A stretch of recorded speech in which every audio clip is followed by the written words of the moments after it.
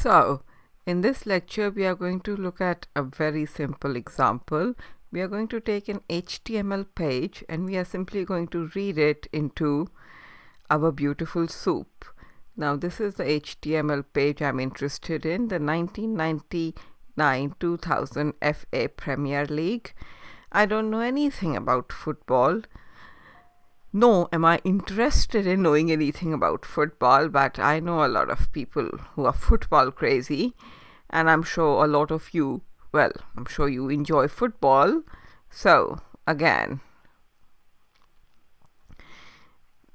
this particular Wikipedia entry has a lot of information. You have things like tables, so you have stadiums and locations. It seems a lot of these matches were held in Leicester, Liverpool, and Sheffield, all over the United Kingdom. Well, all over England at least. I don't think they had any in Scotland. Then you had these are the different teams. Even I've heard of them, even though I don't know, I'm not sure what they do, but there you are. I've heard of Manchester United. Then you have these managerial changes. Then you have something known as league tables. So if you are a football fan or not, there's a lot of information in here that we could sort of, and it even tells you about the kit manufacturer, referring to the shoes these people wore. So, one Wikipedia page with a whole lot of information. Let's just see if we can, begin to start reading in some of this information into beautiful soup. So the first thing is, in order to actually start extracting this information from the URL from its HTML, we are going to need import URL lib request. From URL lib request, import URL open. I'm going to create a variable URL. And I'm just going to pass the Wikipedia address. That's it, simple. We just pass the Wikipedia address in here. And it could be any Wikipedia page or any web page for those matters. That's simply besides the point. Let's just run it. But we need to tell our code which address we are interested in. Then I'm going to create a variable HTML to actually read in all the HTML. For that, I'm going to use the function URL open, and basically it's going to read in all the HTML from this URL and store it in a variable called HTML. It didn't like it. Let's just see.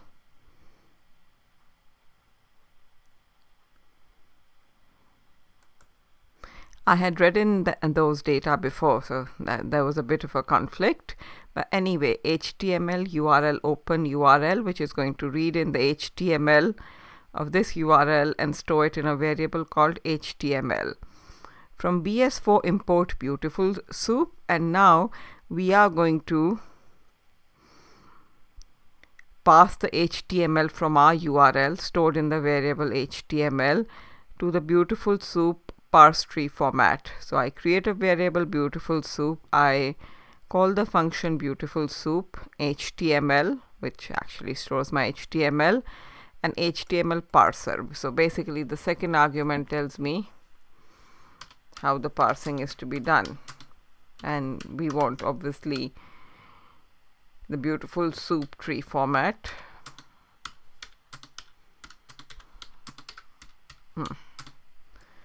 And once I type in soup, it simply tells me.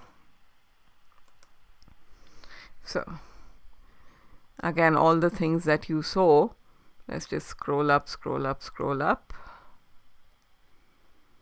So you can see TD referring to different table elements. You can start reading England, flag icon, which would refer to the flag.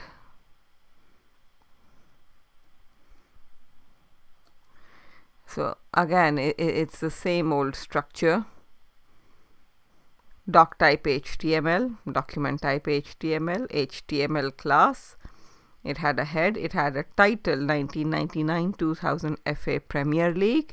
We are already acquainted with that, but now we have actually been able to read this in to our beautiful parse tree format, and you can already see what that is. We are already pointing to the links. There's another link that we can click into in order to get to this particular page. Central notice.